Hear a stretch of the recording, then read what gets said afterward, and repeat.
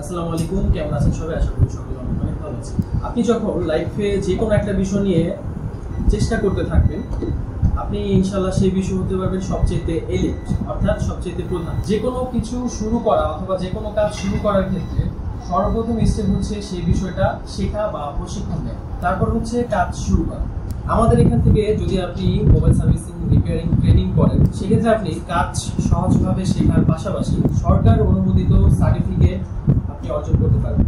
একটি প্রাইভেট সার্টিফিকেটের চাইতে একটি সরকার অনুমোদিত সার্টিফিকেটের অনেক ভ্যালু বেশি থাকে এবং আমাদের এই সার্টিফিকেট সরকারি অনুমোদিত হওয়ার পাশাপাশি আপনি যে কোনো দেশে যে কোনো জায়গায় আপনি ভালো একটা ভ্যালু পাবেন এবং এই সার্টিফিকেট দিয়ে যেই প্রতিষ্ঠানে আপনি জমা করবেন সেই প্রতিষ্ঠানে সে চাইলে বা প্রতিষ্ঠানের কর্তৃপক্ষ চাইলে অনলাইন থেকে সেই সার্টিফিকেটটি যাচাই করতে পারবে। তো আমাদের এনামুল ভাই, সে হচ্ছে আমাদের গত 2023 ফেব্রুয়ারি ব্যাচের ছাত্র ছিলেন। সে এখান থেকে ট্রেনিং করার পর সে এখন একজন মোবাইল সার্ভিসিং সুদক্ষ টেকনিশিয়ান হতে পেরেছে এবং হচ্ছে সে এখন একটা মোবাইল সার্ভিসিং দোকান দিয়ে আলহামদুলিল্লাহ খুব ভালো একটা উপার্জনের উপায় আল্লাহ তাআলা তাকে করে দিয়েছে। তো আমাদের এখান থেকে সে কাজ শেখার পাশাপাশি বোর্ড পরীক্ষা দিয়ে সে সার্টিফিকেট অর্জন করেছে। তো এই হচ্ছে তার সার্টিফিকেট। তো এটা হচ্ছে জাস্ট একটা সার্টিফিকেটই না, বরঞ্চ এটা হচ্ছে তার লাইফের একটা অ্যাচিভ। কারণ এই বয়সে, যে বয়স কাজ শেখার কোনো বয়স হয় না, তবুও তার বয়স হিসেবে সে ভালো কিছু একটা অর্জন করতে পেরেছে। তো আপনি এখানে আপনি কিছু কথা বলেন আমাদের যারা নতুন অথবা যারা নতুন শিখতে যাচ্ছে, ঠিক আছে, তাদের ক্ষেত্রে আপনি হচ্ছেন একজন আইডল।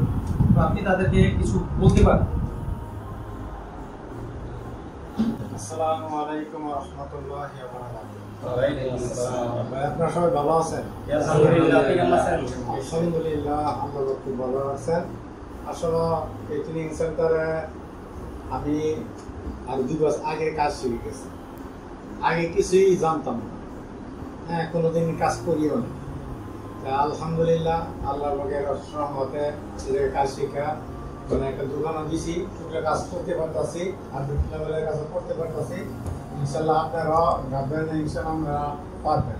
চেষ্টা করেন, কারণ পাথর বসাতে কিন্তু ভয় হয়, আর চেষ্টাতে করবে এই সাফল্যতা অর্জন করবে। আর যার চেষ্টা থাকবে না, সে আরো যদি মাস করে ধরাই দেয় তো শিখতে পারবে না।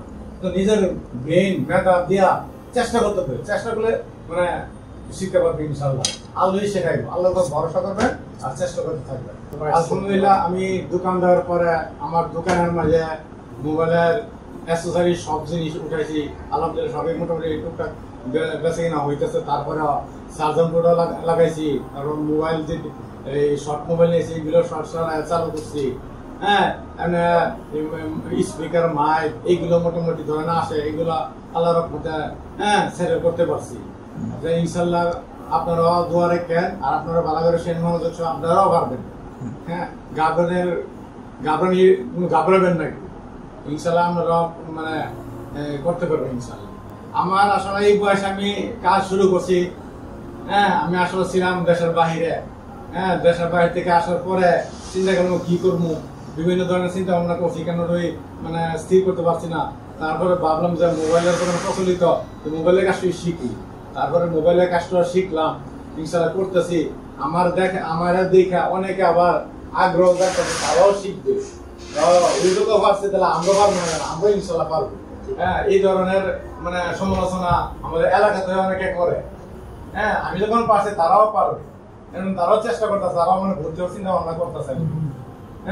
যে আর কি বলবো, বিশেষ করে এখানে কথা শেষ করা। আসসালামু আলাইকুম।